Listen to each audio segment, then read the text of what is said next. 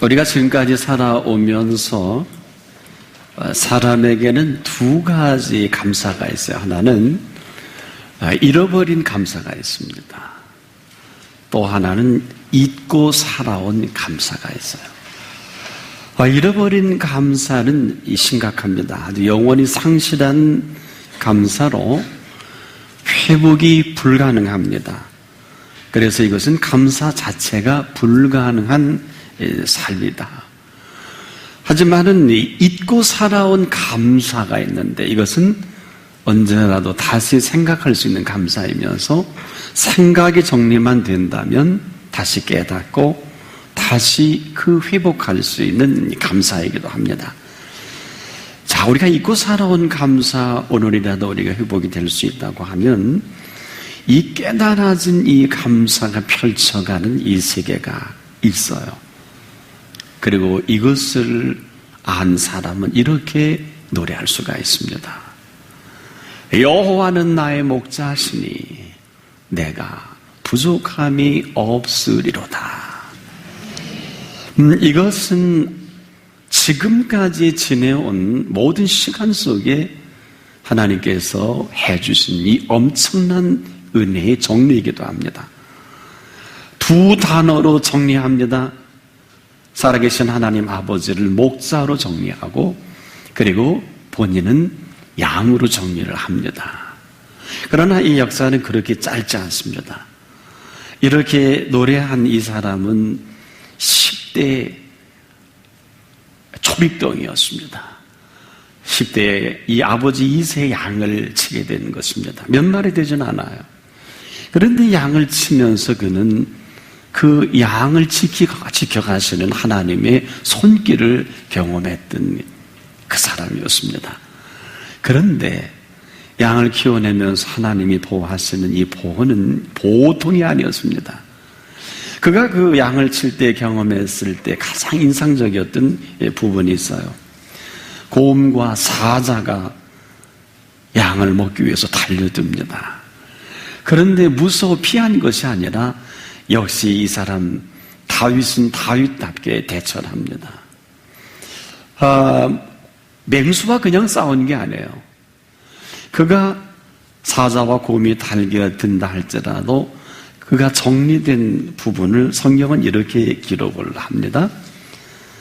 사자나 곰이 와서 양떼에서 새끼를 움키면 내가 따라가서 그것을 치고 그 입에서 새끼를 건져내었고 그것이 일어나 나를 해하고자 하면 내가 그 수염을 잡고 쳐 죽였었나이다. 그는 계속해서 주의 종이 사자와 곰도 쳤은즉 사실은 하나님의 군대를 모욕한 이 할례 없는 블레셋 사람이리까 그가 그 짐승의 하나와 같이 되리이다. 또 여호와께서 나를 사자의 발톱과 곰의 발톱에서 건져내셨은즉 나를 이 블레셋 사람의 손에서도 건져내시리이다. 사무엘상 17장 34절로 37절의 이 돌아보는 시간에 하나님의 손길은 엄청난 것입니다. 그의 생의 철학이 되었고 그의 신앙에 정리되는 이러한 시간이기도 합니다. 그는 사자와 곰이 달겨드는 것을 맹수가 달겨드는 정도로 보질 않고 하나님이 지켜주시는 이 양을 감히 네가 어떻게 삼킬 수 있으며 달겨들을 수 있겠느냐. 그는 용감해서 싸운 것이 아니라 절대 이 일이 있을 수 없음을 그 현장에서 경험한 다윗입니다. 아마 웬만한 사람 같았으면 아마 사자나 곰이 먹을 수 있도록 내버려 두었을런지도 모르겠어요. 그러나 그의 현재는 그렇지 않았습니다. 바로 하나님이 허락하신 양이요 하나님이 맡겨주신 양이면서 동시에 아버지 이세의 양이기보다도 아버지 이세를 사랑하시는 그가 살아계신 하나님 아버지께서 사랑하시는 그 양은 하나님의 양이면서 동시에 내게 맡겨주신 일이다. 나를 심부름꾼 삼아주셔서 이 일을 관리하도록 했는데 내가 할 수 있는 그 액션이 뭘까? 곰과 사자가 와서 양떼를 움키면 내가 따라가서 그것을 치고 그 입에서 새끼를 건져내었고 그것이 일어나 나를 치려 하고자 하면 내가 그 수염을 잡고 그것을 쳐 죽였다. 주의 종이라는 표현을 합니다. 이 종은 뭘까요? 주인이 있으니 이 양은 주인의 것이니 종은 종으로서 감히 사자와 곰이 달려들 때 삼킬 수 없는 이 양. 다윗은 이 엄청난 이 경험을 이스라엘이 블레셋이 침공에 들어왔을 때 그 유명한 골리앗이 있습니다. 파죽수세입니다. 백전백패합니다. 그런데 이 엄청난 준비가 어디서 그 정난하게 드러납니까? 아버지 이새가 형들에게 먹을 것을 가지고 전쟁에 안부 겸 형들에게 주라고 권합니다. 아버지는 매우 궁금했습니다. 양을 치다 말고 아버지의 명령이니까 그대로 순종합니다. 가봤더니 아니나 다를까 이 블레셋 군대의 골리앗 중심으로 이스라엘과 싸우는데 게임이 안 돼요. 사울왕도 벌벌 떨고 있습니다. 이스라엘 군대도 벌벌 떱니다. 상황은 틀리지 않았습니다.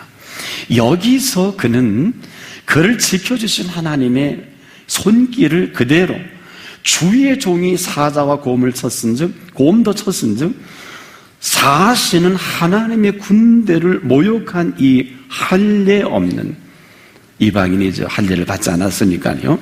블레셋 사람이니까 그가 그 짐승의 하나와 같이 되리이다.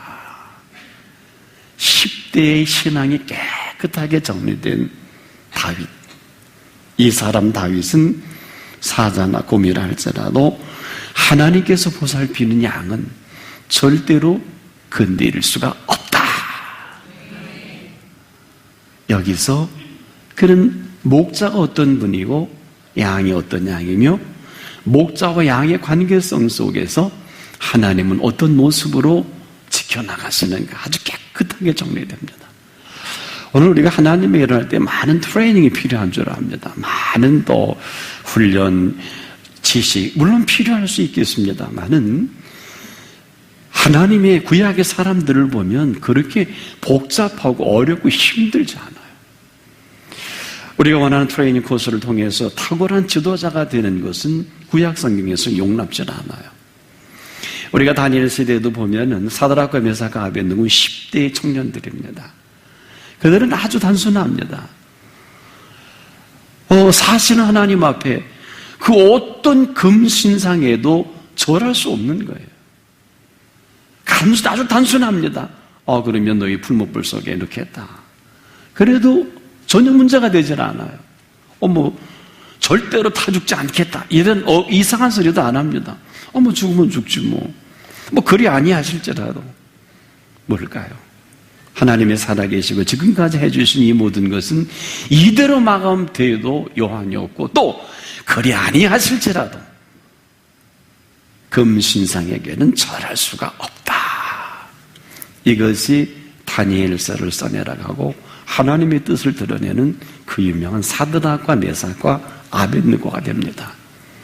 오늘도 마찬가지입니다. 우리가 지금까지 하나님이 해주신 엄청난 손길을 내가 어떤 모습으로 어떻게 반응하느냐. 우리는 참 상황에 휘두를 때가 많아요. 상황 속에 우리는 이제까지 나를 생명을 지켜주시고 복 주신 그분을 너무 쉽게 잊어버립니다. 지금까지 우리에게 해주신 손길만 우리가 잃어버리지만 않는다면, 혹시 잊고 살아왔다면 오늘의 회복의 시간입니다.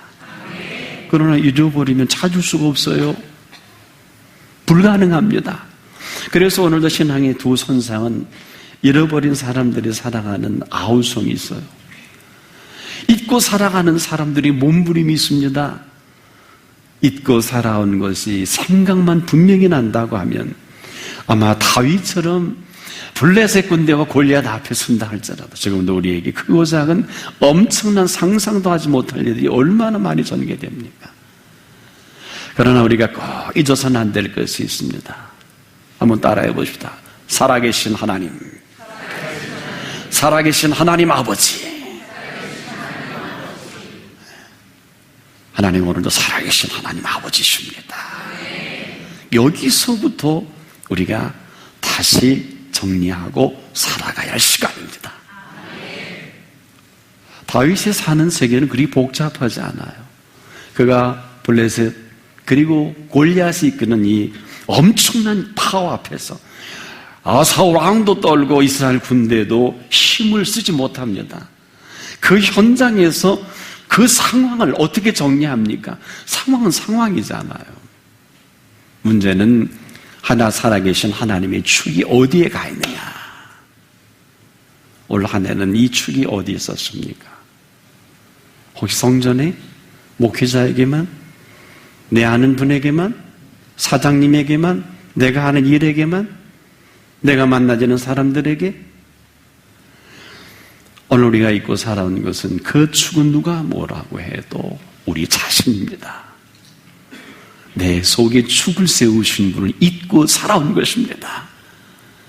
이 축만 분명하다고 하면 하나님은 이 축을 통해서 얼마든지 상황은 상황이요 상황 속에 또 하나의 상황을 만들어 가시는 살아계신 하나님이십니다. 우리가 아는 시편 23편은 많은 문학을 하는 분들, 예술을 하는 분들에게 많이 재해석을 하는 말씀이기도 합니다. 하지만은 죄송하지만 이 말씀은 재해석할 필요가 없어요. 다윗의 단순한 이 위대한 신앙의 고백은 오늘도 우리가 잊고 살아온 고백이 아닐까. 신앙은 뭐 엄청난 걸 요구하는 것이 아닙니다. 그가 살아온 세계가 있고요, 그가 믿고 살아가는 세계가 있으면서 그를 그대에게 함께하는 근거가 어디 있느냐. 이 근거가 너무도 분명하니까 곰이라 해도 사자라 해도 이것은 결코 우리가 두려워할 대상이나 그것으로 인해서 하나님의 양들이 먹히고 입히고 손해를 보고 그것에 끌려다니는 이런 성질의 것이 아닙니다. 지금도 세상은 만만치가 않아요. 그래서 예수님께서도 오늘 우리에게 그렇게 말씀을 하십니다. 너희가 세상에서는 환난을 당하나 담대하라. 내가 세상을 이겼노라. 담대함이 큰 상을 얻느니라. 주여, 오늘도 우리 속에 잊고 살아온 가장 소중한 것 중에 소중함입니다. 잊고 살아가니까 겁나는 거예요. 상황이 휘둘려 버립니다. 여러분, 사자가 달려올 때 곰이 달려 얼마나 겁납니까? 그러나 상황을 깨끗하게 정리합니다. 왜? 이 상황은 하나님께서 함께 하시는 상황이다. 이걸 정리 안 되면 머리 쓰기 시작해요. 머리 쓰면 간단합니다. 여러분, 사자에게 먹힐 이유가 뭐가 있어요? 곰에게 양 한 마리 지키다가 먹힐 이런 어리석은 사람이 어디 있어요? 이렇게 됩니다. 머리를 쓰고 계산하고 그리고 상황을 봅니다. 틀리진 않아요. 저와 여러분의 상황은, 살아가는 상황이 누구들 여기 이의를 제기할 수 있겠습니까? 돈이 있어야 살아요? 사람의 흐름 속에 또한 건강과 시간과 우리의 가치식과 이 모든 것들이 얼마나 필요합니까? 이걸 절대 거부하면 안 됩니다. 하지만 이 모든 것들이 나를 위해서 있는 것이고 내가 필요한 것인데 휘둘려 버린다면, 학벌이 좀 부족해서, 내가 좀 뭔가 부족해서, 물질도 건강도 우린 전부 부족한 것뿐이에요. 이 아내가 어때요? 그러다 보니까 잃어버린 것만 산더미처럼 쌓여있어요. 잃어버린 문제만. 잊고 살아온 건 뭔가? 우리가 잊고 살아온 것은 그 가운데 여전히 하나님은 살아계신 하나님이십니다. 이 위대한 교훈을 예수님이 제자들과 함께 배를 타고 항해를 합니다. 저물어 항해를 합니다. 얼마나 갔을까요? 풍랑이를 합니다. 고물에 베개를 베고 주무십니다. 제자들은 상황에 수시간 움직였나 봐요. 물이 들어와요. 풍랑이 꼭 파산할 지경입니다. 로링이 대단히 심각합니다. 근래 예수님 시대에 탔던 이 배가 발견됐다고 보도된 일도 있겠습니다만 이 배는 그리 크지 않아요. 이 배는 불과 한 13m에서 8m 크기 정도의 배가 발견된 일이 있어요. 여러분, 길이가 한 13m, 8m 정도의 길이라면 큰 배는 아니에요. 거기 예수님과 함께 13사람이 탔다고 가정을 해보세요. 아마 조금만 롤링을 해도 바람이 불어도 굉장히 심각한 일이 벌어질 겁니다.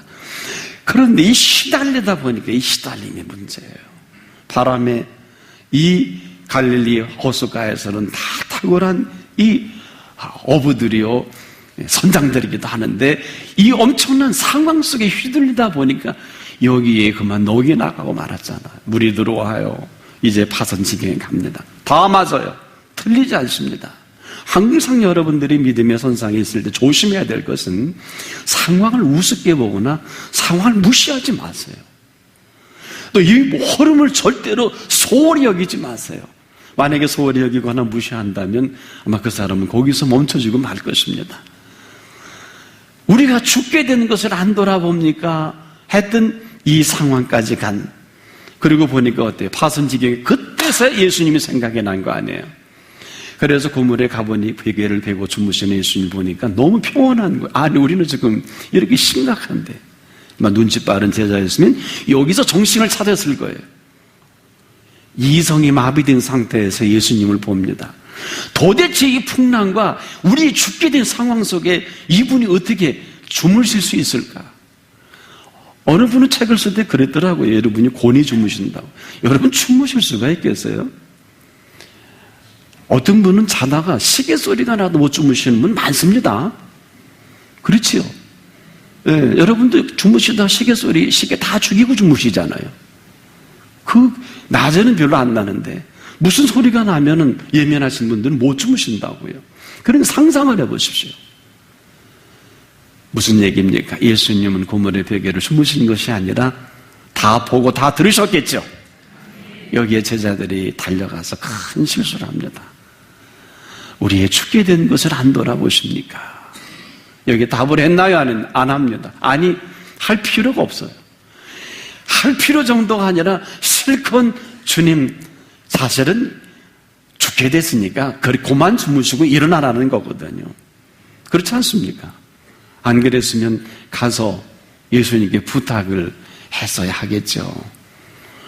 우리의 죽게 된 것을 안 돌아봅니까가 아니라 이렇게 죽게 됐으니 예수님도 지금 죽을 임박까지 했으니까 빨리 일어나 살궁리를 하라는 것 아니겠어요?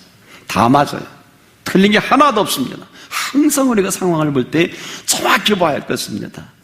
그런데 예수님이 일어나자마자 제자들에게 한 얘기는, 이것은 청천벽력 같은 얘기합니다. 예수님께서 제자들에게 왜 의심해, 왜 믿음이 없는 자예요? 아마 제자들을 들었을 때 이 양반이 동거 아닐까? 도대체 이 상황 속에 어쩌자고, 당신도 죽고 우리도 죽을 텐데. 그리고 나서 예수님은 모든 시작과 끝을 이렇게 정리합니다. 풍랑아, 바람아, 잔잔할지어다. 파도요, 고요할지어다. 이래서 예수님은 알파 오메가라는 거예요. 아무도 몰라, 이 비밀을. 여러분, 이 풍랑이 일고 이 파도가 일어나는 것은 왜 잔잔해지고 고요해졌을까요? 이것을 일으키신 분이시라는 거예요. 시작을 당신이 하셨기에 당신이 마감할 수가 있는 것입니다. 그러니 주님이 제자들을 볼 때 이것은 하나의 트레이닝 코스죠. 아주 단순한 작걸입니다. 제자들이 그 이후에 얼마나 황당했겠어요. 아니, 우리 뭐 한 거야? 아마 이것이 일평생 그런 시간이 지내왔다고 하면 얼마나 속상하겠어요. 그래서 사람들은요, 이렇게 마감하니까 동네 사람 모두 모여서 아이고 대이고 살피 울며 이를 갈미 있으리라. 와, 내가 그것만 알았으면 이렇게 키를 붙들고 정말 이 배에서 안 죽으려고 그 낫을 붙들고 그 노를 젓고 이런 쓸데없는 싸움은 하지 않았을 텐데 평생 이 싸움하다가 병들고 암 걸리고 그리고 만증창하게 된 그 마지막 시간에 너무 억울해서 일을 갈고 뭐 지옥은 그만두고라도 혹시 오늘까지 그렇게 살아오셨나요? 얼마나 억울합니까? 다 맞다니까요. 뭐가 틀려요? 풍랑이 일어났잖아요. 물이 들어와서 침몰 직전인데 예수님께 게 뭐 잘못했어요? 다 맞다고요. 다윗은 사자와 곰이 달겨들 때 얼마나 마음이 두근두근 됐을까요? 저 어떻게 하지? 그런데 여러분, 사자와 곰이 달겨들어 먹으면 일순간에 끝나는 것입니다. 그러나 그 마음 한가운데 이 양들은 하나님의 양이고 이 양들은 너희 밥으로 준비한 양이 아니다, 이렇게 정리하면 그 다음 답은 쉬운 것입니다. 우리가 올해 상황도 그래요. 우리가 보는 대로 인생은 펼쳐질 수밖에 없어요. 우리가 시편 23편을 볼 때 지극히 조심해야 될 것은 누가 뭐래도 다윗에게 비춰진 하나님은 목자 되신 하나님 아버지십니다. 그리고 다윗은 누가 뭐래 그래도 그 목자 아닌 양입니다. 이 엄청난 이론은 지금 우리가 어떤 해석을 앞서합니다. 어떤 누구의 주장도 앞섭니다. 왜냐? 다윗은 철학자가 아니에요. 지식이 많은 분도 아닙니다. 다윗은 이 고백을 할 때 내가 10대 때 지식이 있으면 얼마나 있고 경험이 있으면 얼마나 있었고 훈련이 되면 얼마나 훈련이 됐겠어요. 오늘 우리가 하나님 앞에 평생을 신앙생활을 해오면서 조심해야 될 것은 신앙생활은 훈련으로 탁월한 하나님의 사람이 되는 것이 아닙니다. 탁월한 지도자는 탁월한 훈련으로 되는 것도 아니에요. 왠 줄 아십니까? 탁월한 지도자가 누구이고 탁월한 크리스찬이 누굽니까? 이걸 아셔야 합니다. 하나님의 사람은 사람으로 만들 수 없어요. 인간의 트레이닝 방법이나 했습니까? 수고로 되질 않습니다. 혹 그런 분이 있다고 하면 곧 쓰러질 거예요. 사람이 한계성으로 훈련이 되어지고 공부했고 그 경험으로 이루어진 것이라고 하면은 언젠가 더 강력한 그 무엇이 주어질 때, 어느 때 부서질까요? 정사와 권세와 이 어둠의 세상 주관자들과 하늘에 있는 악한 영들 앞에 무참히 무너질 거예요. 왜? 이것을 영적인 세계라고 합니다. 여러분과 제가 사는 세계는 이렇게 녹록지 않아요. 사망이 음침한 골짜기는 그 시대나 지금에는 여전합니다. 상상할 수 없는 일들이, 영적인 일이 벌어지는 거예요. 우리가 아는 무엇은 A와 B와 남북전쟁이 일어나고 이런 정도가 아니에요. 여러분, 항상 역사를 볼 때는 현실을 직시하면서 동시에 도대체 하나님은 이 역사를 어떻게 이끌고 가시는가를 볼 수 있어야 할 것입니다. 자칫 잘못하면 하나님 보고 공의와 정의를 이루라고 합니다. 그렇지 않으면 내가 하려고 합니다. 다 맞는 얘기가 아니에요. 흔한 얘기만 하니 공의와 정의가 하수처럼 흐른다는 거, 이런 말은 하지만 그 사람하고는 공의와 정의는 관계가 없어요. 왜 그러냐? 공의와 정의는 하나님께서 이루어 가시는 세계입니다. 그 말하는 그 사람 속에서도 하나님의 공의와 정의의 잣대로 심판을 해야 할 것입니다.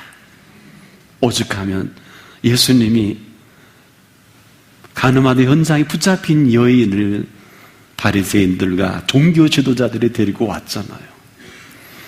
정의와 공의를 무시한 이 여인은 정의와 공의의 심판을 받아라, 율법에 정의와 공의를 이루라 하지 않았느냐? 맞아요. 맞다니까요. 예수님 앞에 데리고 왔잖아. 예수님 뭐라 그랬어요? 정의와 공의를 이렇게 이루십니다. 너희 중에 죄 없는 자가 돌을 들어 치라. 여기서 우리는 건져낼 단어가 있어요.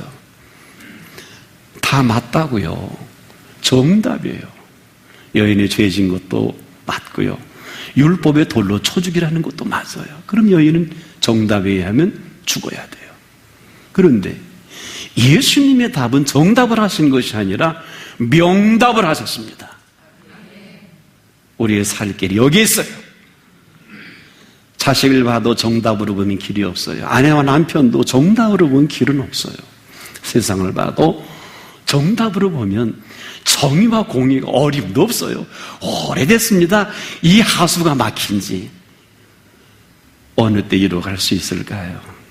너희 중에 죄 없는 자가 돌을 들어 치라. 어른으로 비롯해서 아이까지 하나도 없어요. 괜찮다는 얘기가 아니에요. 여자야, 다 갔다 이런 말 한 일이 없어요. 제일 심각해 하셔서 여자요, 다시는 죄를 범치 말라. 어떻게 생각하세요? 나머지는 여러분의 몫입니다. 오늘도 우리가 어려운 것은 정답 추구의 현상입니다. 정의와 공의의 추구의 현상입니다. 맞다고요. 그렇게 사셔야죠. 그러면 사시라고요. 누구부터? 나부터 하나님의 공의와 정의가 이루어가려면 나부터 정의와 공의를 이루어가야 할 것입니다. 그렇다면 그 말하는 사람부터 하나님의 공의와 정의를 내리셔야 돼요. 얼마나 지금 우리에게 많이 속임수를 갖고 있어요. 뭐 성명서를 발표하고 뭐 기자회견하고. 맞다니까요. 그 여자 범죄했잖아요. 돌로 쳐죽이라 그랬잖아요. 하나도 틀린 데가 없어요. 그런데 어느 곳에서도 살 길은 없어요. 다 죽여버려야 됩니다. 바꿔 말씀을 드리면 이렇게 하는 거예요. 너희 중에 죄 없는 자가 돌을 들어 치라는 거는 바꿔 말하면 내가 내 놈들부터 쳐 죽이겠다는 소리예요. 그러니까 도망갔잖아요. 거기 있어야 되잖아요. 왜 갑니까? 이래서 사는 세계가 다르고 먹는 양식이 다른 이 놀라운 이 한 가지 비밀을 다윗이 깨달은 거예요. 여러분, 양은요, 피 묻은 짐승의 고기를 먹지 못합니다. 양이 먹을 수 있는 양식은 푸른 초장에 풀을 뜯어먹고 삽니다. 그래서 언제라도 사자와 맹수의 밥입니다. 사자는 그 힘으로 짐승의 피가 있는 고기를 제일 좋아합니다. 그런데 사자가 사는 세계가 맞아요. 그렇게 먹고 살아야 돼요. 양은 그렇게 먹고 삽니다. 하지만 다른 점은 양에게는 목자가 있지만은 사자와 곰에게는 목자가 없습니다. 자급자족해야 돼요. 자기가 공의와 정의를 이뤄갈 것입니다만은 양에게 있어서는 목자가 있어요. 어떤 칠일가요? 지팡이와 막대기로 절대 사자가 입질하지 못하게 합니다. 이것을 다윗이 경험한 거예요. 사자 슈를 뽑고 곰의 입에서 양을 끄집어내고 입을 찢어버립니다. 10대예요, 10대. 힘이 있으면 얼마나 있겠고 담대함은 얼마나 있겠습니까? 이 사실은 훗날 이스라엘 백성의 왕이 될 준비가 됐다고. 아니요. 다윗은 이스라엘 왕을 목표로 삼은 일도 없고, 왕 삼고자 할 때 사무엘상 15장을 보면 다윗은 도망 다닙니다. 거꾸로 사무엘 선지자가 찾으러 다닙니다. 엘리야부터 다 봅니다. 사울왕 사무엘 선지자도 실수합니다. 형에게 계속해서 8형제 중에 기름을 부으려고 하니 하나님 막어요. 저희 성찬교회 지워질 때 얼마 전에 초창기 되어서 앉으신 분이, 목사님 제가 40일 금식기도 하는데 그 성전 허락지 않았는데 도대체 한국에서 어떤 분이 거기서 목회하냐고 했더니 목사님이시네요. 그래, 저는 지금도 목사님이 목회하고 행보를, 그리고 가끔 생각나면 지금도 교회 앞에 갑니다. 그러면서 참 좋은 자리 좋은 곳에 하나님이 목회하시지요. 그래서 아무 소리 못했어요. 무슨 얘기냐? 우리는 우리가 열심히 해서 온 것 같아도 우리의 이 시간까지 오게 하신 손길이 있습니다. 하게 하신 손길이 있습니다. 하게 하실 손길도 있어요. 블레셋 군대가 이스라엘을 파죽세로 몰아세울 때도 해주신 하나님의 은혜를 확인합니다. 도대체 블레셋이 누구고 골리앗이 누구냐? 감히 사실 하나님께서 사랑하는 나와 우리 형제와 이스라엘 백성을 그는 믿었던 것이고 사울과 그의 형들은 안 믿었던 것 차이예요. 그래서 나를 지켜주신 하나님께서는 내가 언제가 단창으로 칼로 준비한 일이 없어요. 조심해야 될 것은 하나님의 일은요, 하나님의 시키신 것으로 하셔야 됩니다. 이것이 하나님의 생각입니다. 우리의 생각은 훈련을 해야 돼요. 많은 군대 32,000명 정도의 교인이 있고 32,000명의 군대가 있으면 기도원은 위로를 받을런지 모르지만 두려워 떠는 자 다 보내라. 2만 명이 돌아갑니다. 12,000명도 많잖아요. 교인 12,000명 있으면 뭐 하나 꼭쭉 찍거나 할 수 있잖아요. 시내가에 데려가거라. 갔어요. 목이 마르게 해서 물을 먹게 해보거라. 머리를 대고 핥아먹는 사람 곤란해라. 예. 무릎을 꿇고도 핥아먹는 자 곤란해라. 또 곤란했어요.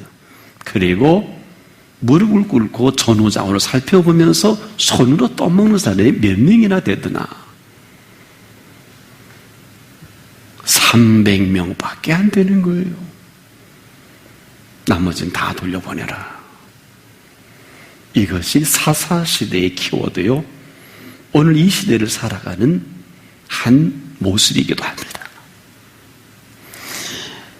여러분 뭐 그랬다고요? 좋다고 이때라 집에 가놀아라. 죄를 정죄하진 않았어요. 일꾼은 아무나 일꾼 되는 게 아니에요. 심부름이라고 하잖아요. 도구는 기억하세요. 쓰기 편해야 도구입니다. 아무리 위대한 도구라도 쓰기 불편하면 쓸 수 없어요. 여인들이 주방에서 쓰기 편한 도구가 어떤 겁니까? 저는 가끔 나들이 할 때 두 가지 옷에 고민해요. 어느 때나 입어도 편한 옷이 하나 있어요. 허드렛 옷이에요. 그런데 자리와 위치에 따라서 입어야 될 옷들이 있어요. 참 좋은 옷들이 있는데 그 옷들은 늘 입을 수는 없겠더라고요. 그러나 허드렛 옷이라도 추위를 막아줄 수 있고 그저 거만하면 그 옷을 즐겨 입게 됩니다. 그러면서 제가 큰 교훈을 얻는 것은 그때마다 전 그 옷을 입으면서 주여, 저도 이렇게 주인이 쓰시기에 사용하시기에 편한 도구 되기를 소원합니다. 저는 설교 준비할 때마다 고급 만년필 6자를 놓고 씁니다. 하나님이 주신 것들이에요. 그런데 어느 때 쓰다가 그만 잉크가 안 나와서 휙 던졌는데 아무리 찾아도 없어요. 그 이상하다. 고가기 때문에 그냥 할 수는 없고 이것저것 찾다 안 되길래 어쩔 수 없이 쓰레기통을 뒤졌어요. 설마 거기서 나오는 거예요. 주여, 나도 이렇게 쓰시다가 쓰레기통에 버려지는 종 되기를 원치 않습니다. 도구는요, 쓰기에 편해야 되겠더라고요. 오늘 얼마나 불편한 도구가 많습니까? 쓰려니 바쁘답니다. 쓰고자 하니까 자기가 더 바쁘대요. 일이 더 많대요. 쓰시고자 하시니 시간이 없대요. 쓰고자 하실 때 그렇게 말이 많아서 예수님이 이런 말씀도 하셨잖아요. 손에 쟁기를 잡고 뒤를 돌아다보는 자는 내 나라에 합당치 아니하니라. 부모 장례도 보내지 않았어요. 결혼식 한다 그래도 예수님이 허락질 않아요. 보내지 않아요. 여기에 조심할 것은 결혼식을 폄하하거나 소용이 없다거나 소홀히 여기라는 게 절대. 여러분, 우리나라 애경사의 부모 장례가 얼마나 대단합니까? 제가 개척할 때 한 실수를 했어요. 우리 집사님의 부친이 돌아가셨는데요, 제가 그만 잊고 화환을 못 보내드렸더니 그거 안 보내드렸다고 속상해서 교회 안 나오시더라고요. 그리고 끝났어요. 아직은 아무리 믿음이 좋아도 조화는 보내드려야 조화가 이루어지는구나. 이 부조화가 거기서도 나오더라고요. 애경사요. 우리 얼마나 강합니까? 결혼식에 안 오면 안 쳐다보지요. 품앗이 정도가 아니에요. 그렇게 사는 거예요. 그러니까 손에 쟁기를 잡은 사람들이 가야 할 길은 오직 주님이 가라면 가고요, 하라면 하고요, 오라면 와야 주님이 마음껏 쓸 수가 있어요. 여러분 쓰임 받기 위해서 기도하지 마세요. 왜? 여러분 형편없는 도구가 말이요, 주인님 날 좀 쓰십시오, 날 좀 보세요, 날 좀 보세요. 그럼 보기는 해줄게 하겠지만 쓸 수 있을까요? 쓸 수 없을까요? 불편한데요. 그래서 쓰임 받는 사람이 많지를 못해요. 쓰기에 불편해. 목사님도 아내 때문에, 자식 때문에, 부모 때문에, 또 선교사들도 많은, 정말 가장 중요한 시간에 사람들은 합리적인 이유가 다 있어요. 틀린 거 아니에요. 아내가 죽어가는데 아내 살펴대서 맞잖아요. 요즘 지도자 리더십 강좌를 보면 황당무계한 지도자 강습이 참 많아요. 리더십. 여러분, 리더십이 뭔지는 아세요? 배를 이끌고 가는 이 힘을 말하는 거예요. 가장 탁월한 리더십은, 배를 끌고 가는 것은, 요즘엔 좀 덜 하겠습니다만 돛담배 시절에, 그리고 이 현대 문화 문명이 덜 발전했을 때는 바람이 불어줘야 돼요. 탁월한 리더십은 바람의 방향입니다. 바람이 불질 않으면 배가 움직이질 않아요. 아주 중요한 원리입니다. 탁월한 리더십은 훈련으로 되는 것이 아니라 하나님께서 세워주셔야 합니다. 이스라엘에 이만한 사람을 보지 못했다고 합니다. 백부장을 보고 그렇게 좋아하는, 그래서 우리 교회 화장실에다 Jesus Rapping이라는 그림 그려놨잖아요. 왜? 우와, 내가 너무 기쁘다. 이스라엘에 이만한 사람을 보지 못했다. 내게 오심을 감당치 못하겠습니다. 내 수하에 100명의 부하가 있는데 저더러 가라 하면 가고 오라 하면 옵니다. 예수님 말씀만 해주십시오. 그러면 지금이라도 제 하인이 낫겠습니다. 그 말 그대로 될지어다. 그대로 일어났잖아요.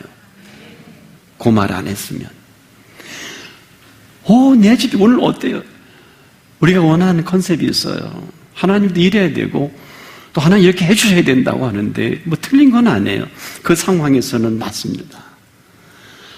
넬슨 만델라는 전 세계인들이 흠모하는 사람이에요. 그 생에 많은 어록을 통해서, 그의 자서전을 통해서 좋은 교훈이 많은데 우리가 한 가지 포인트를 놓치면 안 되는 것이, 그가 27년 동안 감옥에 있었을 때의 생활입니다. 많은 사람들이 이걸 얘기하지 않고 다른 얘기하는 것은 안타까워요.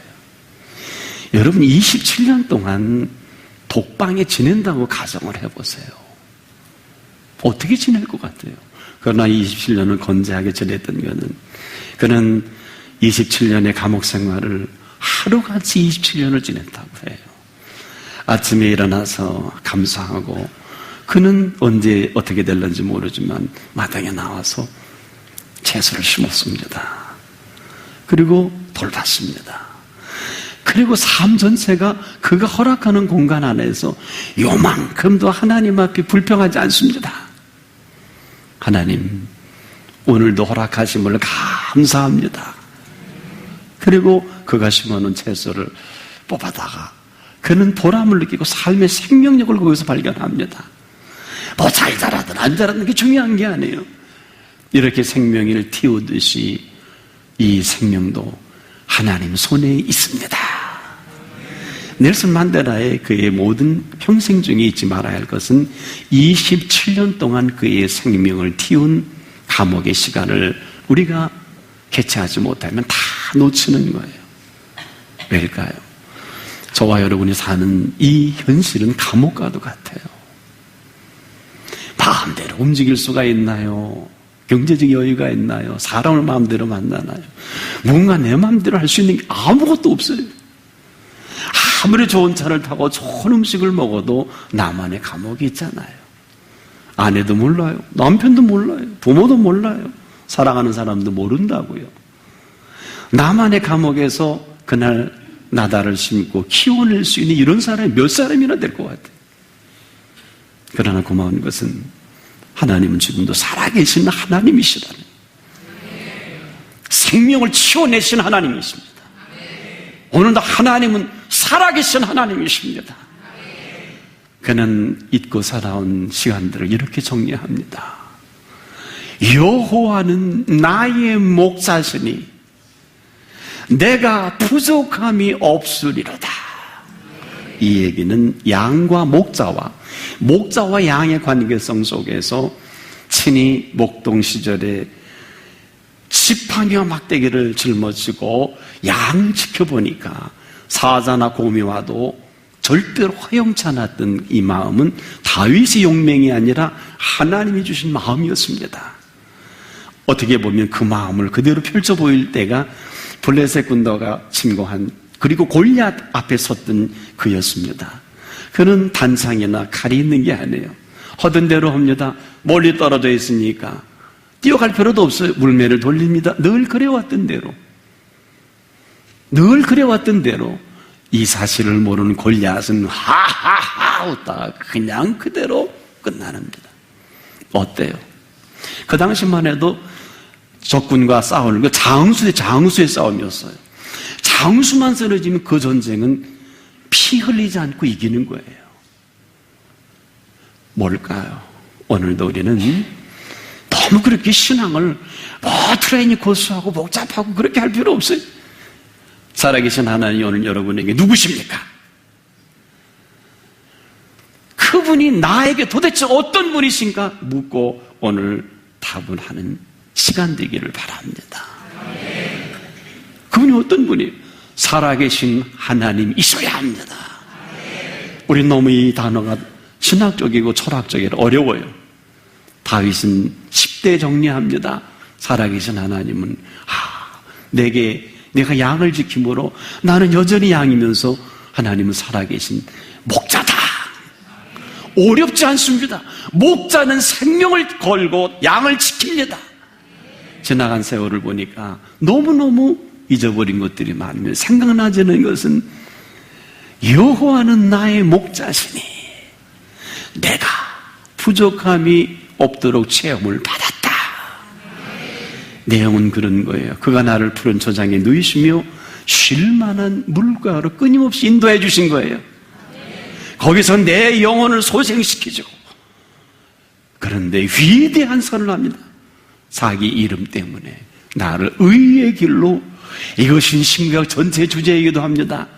이것은 창세기 15장 6절에 아브라함이 하나님을 믿으니 이를 그의 의로 여겨주시고, 이것이 바울 신학을 정리하고 바울이 로마서를 정리하고 갈라디아서를 정리하며 신구약 전체에 하나님이 의에 대해서 다윗이 인정하는 것은 너무도 위대한 righteousness라는 이 단어는 여기만 쓸 수 있는, 하나님이 우리를 의롭게 여겨주심입니다. 허물과 죄가 여전함에도 여겨주신 은혜로 아브라함을 복주십니다. 믿음으로 사는 것이 아니라 저와 여러분은 믿음으로 말미암아 살아가는 세계입니다. 오늘도 우리는 뭘 하는 것이 아니에요.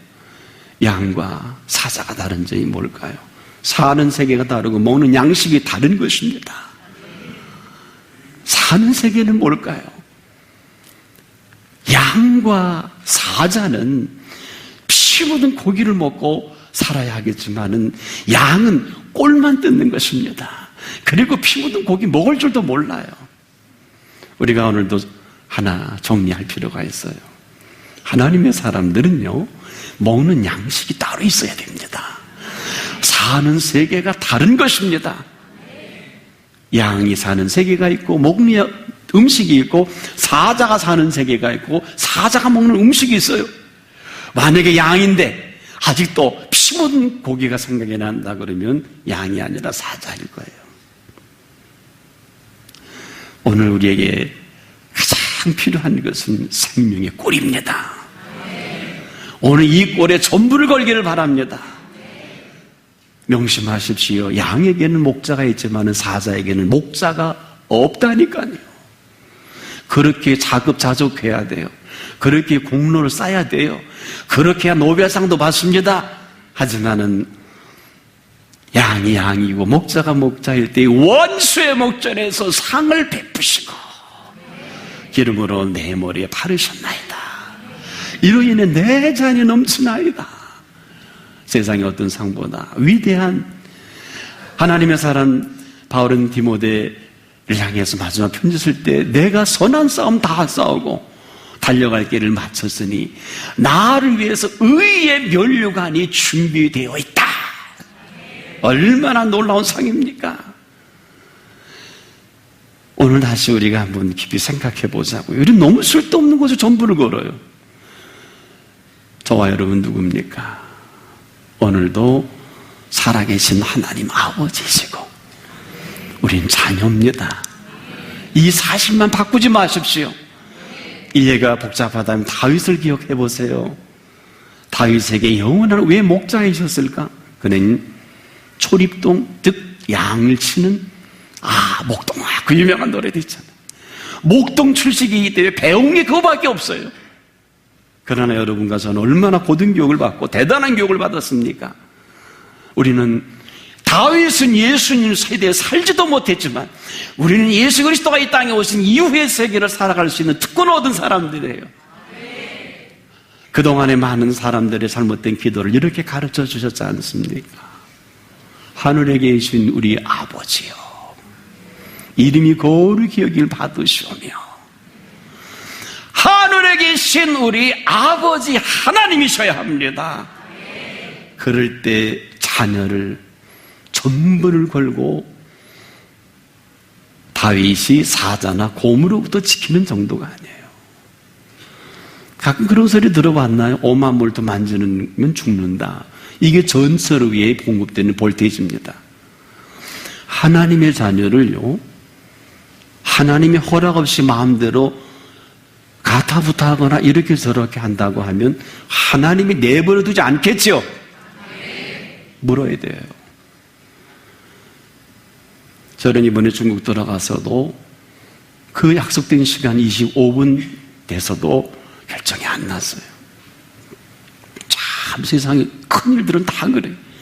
여러분, 사업 앞에 두고 성사가 불가능합니까? 융자가 잘 안 됩니까?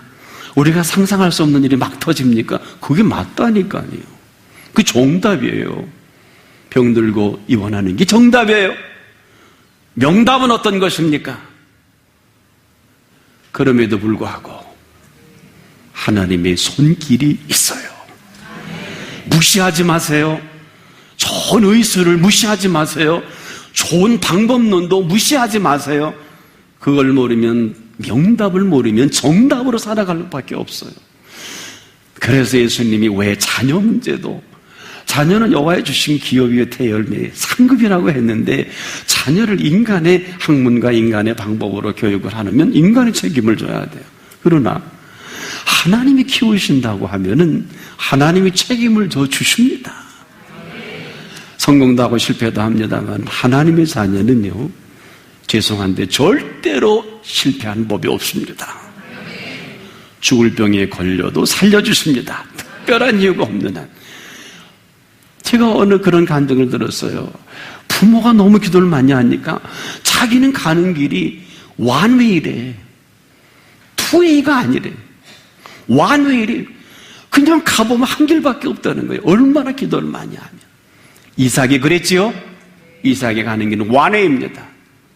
하나님이 나는 곧 길이요, I am the way. 정관사가 붙었어요.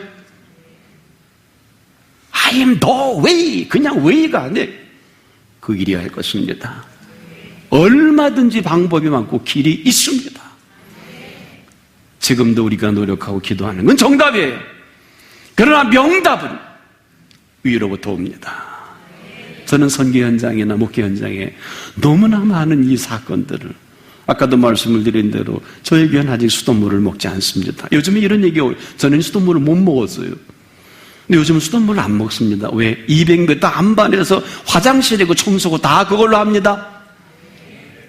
무슨 얘기일까요? 하나님이 주신 물이요? 생수는 지금도 여전히 공급되고 있습니다. 전 모든 열방들을 섬기도록 그 좌내를 열어놓으셨습니다. 32,000명이 필요한 것이 아니라 300명이 준비된 사람이라면 온 지구를 변화시킬 수 있어요. 존 웨슬리가 오 하나님, 나와 같은 사람 100명만 주시옵소서, 이런 기도를 한 일이 있어요. 이게 무슨 얘기일까요? 한 사람의 기도가 세상을 변화시킵니다. 한 가족을 변화시키는 것은 제가 기도하니까 우리 가족이, 여러분이 기도하면 여러분의 가족이 힘뒀을 때 이 세상이 변화됩니다. 하나님이 하시는 일입니다. 지금까지는 잃어버리고 살아온 게 많다면 더는 그런 삶이기보다 잊고 살아온 것이 많기를 축복합니다. 생각나시길 바랍니다. 하나님의 그 힘으로 살아가시길 바랍니다. 하나님의 감사가 얼마나 비밀이 큰 줄 아십니까? 여러분, 양귀비에서 우리가 몰핀을 뽑아내잖아요. 이것으로 우리가 때로는 약재로 쓰이기도 하는데, 몰핀보다 200배나 더 강력한 이 최면과 그리고 이 진통 효과를 갖는 게 엔도르핀입니다. 엔도르핀. 이것은 암도 고치고 또 많은 사람들을 회복하게 시키는 그런 힘도 가지고 있는 것이거든요. 그런데 이 엔돌핀보다 더한 강력한 탁월한 치료제이면서 이 호르몬이 있는데, 이것은 나에돌핀이라고. 이 엔돌핀에 무려 4,000배 효과가 있어요. 이것이 우리 몸에서 생성되는 사람이 어떤 사람입니까? 여러분, 엔돌핀만 해도 암을 치료하지만 만약에 여기에 4,000배나 강한 호르몬이 우리 속에 나온다 그러면 이 사람이 건강한 유전인자가 어떻든 간에 하나님이 책임을 지시겠죠. 그 도대체 이 다이돌핀이 어떨 때 생성이 되느냐? 이렇게 은혜를 받고 눈물을 흘리고 찬송을 할 때 이 다이돌핀이 생성이 된다 그래요. 그리고 살아가면서 가장 사랑으로 큰 사랑의 확증을 얻을 때 가장 중요한 것은 우리가 예배와 찬송 중에서 이 다이돌핀이 임할 때는 모든 병도 고치는 힘이 있어요. 혹시 설교 듣는 분 중 가운데 혹시 말씀을 듣다가 병이 낫고 그 손길을 맛본 분이 있으면 혹시 아멘 하십시다. 대단히 많으시네. 여러분, 이미 다이돌핀의 힘을 경험한 분들이에요. 오늘 우리에게 예배만 올바로 신령과 진정으로 드려도 이 다이돌핀을 힘을 얻어서 오기 전까지만 해도 참 까불어지고 이거 내 예배 드리고 살겠나 싶었는데 예배 드리면 날아갈 듯이 거뜬하지요. 엔돌핀 정도가 아니에요. 다이돌핀입니다. 정확히 말씀을 드리면 정사와 권세와 이 어둠의 세상 주관자들을 이겨내는 하나님의 성령의 권능입니다. 힘을 주시는 것입니다. 앞으로도 성령의 권능에 대해서 과학적으로 밝혀질 때가 올 것입니다. 오늘 그 힘으로 주어져가는 그 힘으로 살아가길 축복합니다. 그래서 감사가 이렇게 위대한 것은, 감사는 누가 뭐라 그래도 오늘을 살아가는 삶을 완성하는 키워드입니다. 감사가 없는데 무슨 다이돌핀이 나오겠어요? 은혜와 말씀으로 내가 감동을 받고 내가 그 은총의 힘을 입을 때 나는 감사하고 눈물 흘리고 감격하고 감동하지만 하나님은 다이돌핀이라도 그보다 더한 것이라도 허락하셔서 한참 찬양을 부르다 보니까, 말씀에 은혜 받다 보니까 가난 말기도 고친 분이 간증을 저한테 해주시더라고요. 할렐루야, 할렐루야. 하나님의 살아 역사하심이 이후로 여러분 생애를 주도하기를 주의 이름으로 축복합니다. 기도하겠습니다. 오늘 이렇게 좋은 날, 우리 생애에 잃어버리고 살아온 많은 감사가 있고 잊고 살아온 감사가 있는데, 오늘 다시 한번 잊고 살아온 감사를 생각나게 해주시니 감사합니다. 이 감사가 우리의 전인격을 새롭게 하옵소서, 영과 혼과 몸을 새롭게 하옵소서, 하나님의 주시는 힘과 능력으로 남은 생에 당당히 살아가게 하옵소서. 예수님의 이름으로 기도합니다. 아멘.